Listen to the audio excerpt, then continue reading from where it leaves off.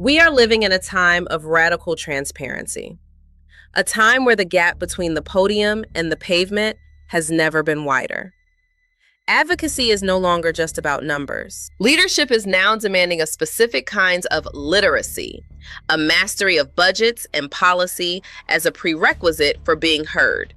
It's an intellectual barrier to entry. Roland Martin's critique was more than just a commentary. It was a challenge to the credibility of a movement. He framed literacy as the litmus test for being pro-Black. On paper, his logic is undeniable. Policies like fraud pardons and healthcare cuts are the metrics of community impact. If you aren't talking budgets, you're supposedly just performing. But advocacy is not a science of numbers alone. It is a bridge of trust. And right now, that bridge is in a state of total collapse because the numbers don't match the lives. Policy literacy is a luxury for those who aren't currently drowning. Because you can know the federal budget, but do you know the bill at the checkout counter? That's the real literacy. If the budget never translates into easier choices for the working family, that literacy starts to feel like a lecture from a distance. Provision is the only metric that clears the air. When leadership calls the people loud or misinformed, they are labeling a reaction to a systemic failure. It's a dismissal of lived experience. It's gaslighting the community. People aren't confused about the federal budget. They are very clear on the results they see in their own bank accounts every single Friday. They are literate in their own survival. The decimation Martin speaks of isn't happening because the community is silent. It's happening because our compliance was met with abandonment. Our loyalty was harvested, then ignored. You cannot lecture a community on policy literacy when the policies you advocate for have failed to preserve the integrity of their lives. Trust is earned through provision, not papers. Now let's talk about power. Martin calls no check, no vote a surrender. He views it as a surrender of leverage. But we have to define what leverage has actually done for us lately. For decades, our only strategy was total compliance. We were literate, we were patient, and we were the most loyal voting bloc in history. We gave our power away for free. And yet, the very decimation being analyzed happened while we were playing along. It happened while we were doing exactly what we were told. Compliance hasn't stopped the decline. A refusal to give away your vote for nothing is not a surrender of power. It is the final assertion of it. It's the realization of your own worth in a system that prices you at zero. If your vote is guaranteed, your interests become optional. We are saying that our loyalty is for sale, and the price is provision, not just promises. The check must clear first. He brings up fraud pardons. He asks why we aren't louder. We are loud. We're just tired of shouting at a system that only hears our voices when it needs our signatures on a ballot. We aren't silent on fraud. We are exhausted by the fraud of a system that treats our survival as a secondary data point. We are choosing a strategy of silence until the terms change. What makes this moment so uncomfortable for the establishment is that we aren't switching sides. We're seeing the sides for what they are. Two ends of the same broken stick. Waking up means seeing the stick and refusing to believe that picking the lesser end is progress. Real progress is demanding a new stick entirely, one built on accountability. We don't need another speech on policy literacy. We need a strategy that prioritizes the visceral results over the intellectualized rhetoric. Hard numbers must mean easier lives. If the hard numbers don't change the hard lives on the ground, then the numbers are just noise. We aren't confused. We're finally watching the man behind the curtain. So where do we go from here? How do we build an architecture of trust that actually supports the weight of our community's future? It starts with the local and the literal. It starts with local provision. It starts with holding leadership accountable for the streetlights and the schools, not just the federal budget.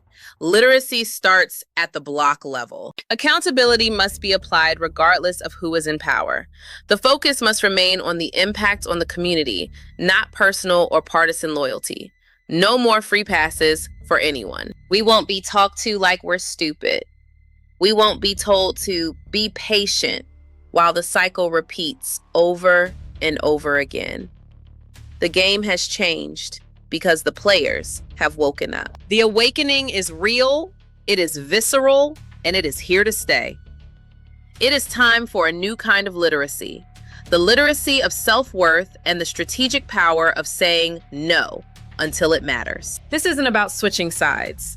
This is about building a new side, one where our interests are the priority and our vote is the final prize to be earned, not a debt to be paid. When we say no check, no vote, we aren't giving up. We are demanding that the check actually clears before we hand over the power.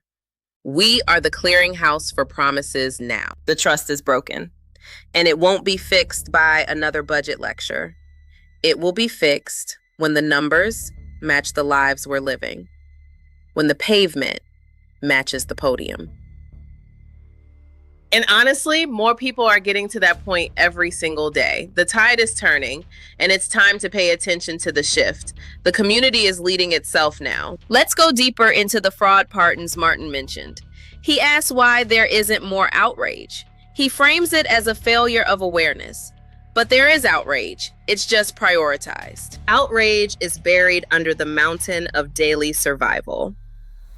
When you're choosing between light and height, a pardon in DC is a distant noise compared to the sound of a shutoff notice. Leadership is focused on the integrity of the system, but we are focused on the integrity of our families. That gap is where the trust went to die. We want integrity in our outcomes. Advocacy isn't just knowing the policy. It's forcing the policy to acknowledge your existence. It's taking that literacy and using it as a weapon for provision, not just a topic for talk. The era of being satisfied with a speech is over. We've heard the explanations. We've seen the reasons why it's not their fault, and it's not enough to keep the lights on. If literacy doesn't lead to provision, then literacy is just another form of control.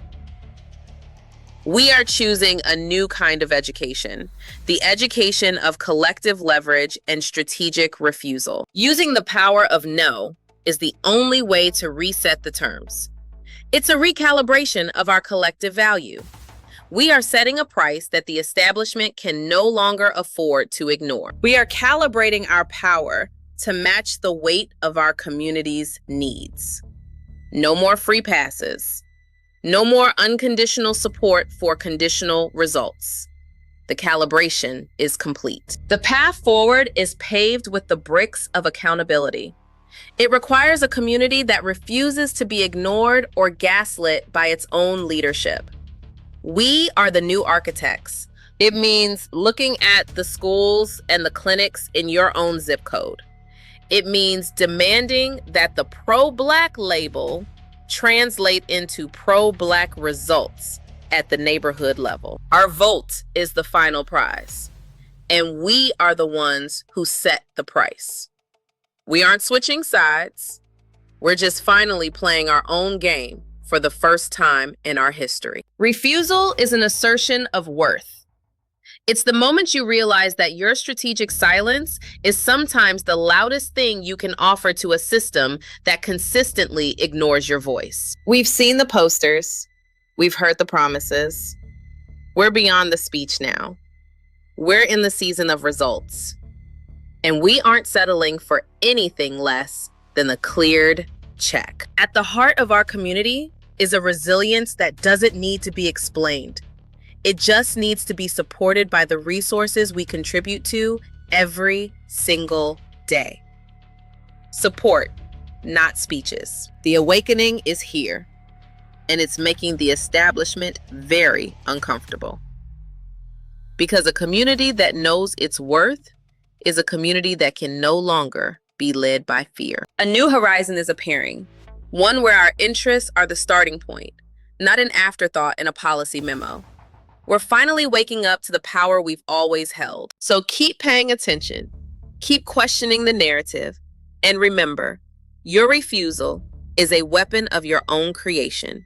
Use it wisely to build the future you deserve. It's time to build something real, something that starts with us, something that finally, truly addresses the heart of the community.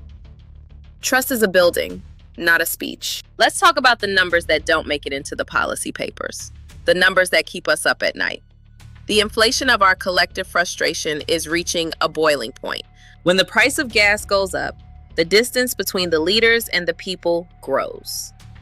That's a metric that intellectualized literacy doesn't fully capture. Survival is its own math. For some, survival is the only strategy they can afford. And when leadership ignores that struggle, they are ignoring the very core of our community's strength. Survival is the first policy. Our new litmus test is simple. Does this policy put food on the table? Does it lower the cost of living? If not, then your literacy is irrelevant to our immediate survival. We aren't choosing between this or that just to get through the week because we're confused. We're doing it because the literate leaders have failed our economic integrity. Demand provision, refuse the lecture, and realize that your economic reality is a valid political platform. You don't need a budget degree to know you're being abandoned by the system. When we say no, we are forcing the system to reckon with its failure. We are no longer subsidizing the establishment with our unconditional loyalty for zero return on our investment. The awakening is coming, and it starts with a community that is no longer playing along. We are waking up to our own economic power and our own political price. Assert your worth every single day, not just in the voting booth, but in every conversation you have. We are the prize, we are the future, and we are finally awake. Stay vigilant, stay resolute, and never forget that your refusal is the most powerful vote you possess. We are finally awake to our own potential. Build with us. It's time to build something real, something that starts with us, something that finally, truly addresses the heart of the community. The architecture is yours to build.